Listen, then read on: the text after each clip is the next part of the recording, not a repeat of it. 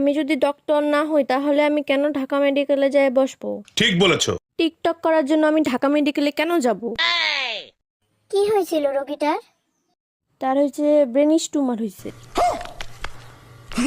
Brain ব্রেনিশ tumour করছিল। Brain tumour? না, brain stroke করছিল। বেশিরভাগই ওইখানে চুলকানি প্রবলেম। ওটির ফুল মিনিং কি?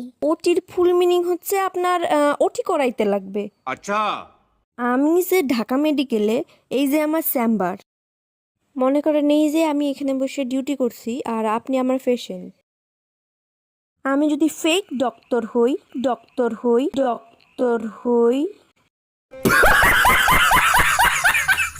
কতদিন ইন্টার্নের সময়টা থাকে? সেটা মাথার ব্রেনের উপরে ডিপেন্ড করে। आप कहाँ थे ज्ञानी बाबा? মাথার ব্রেনের উপর ইন্টার্নের সময় নির্ধারণ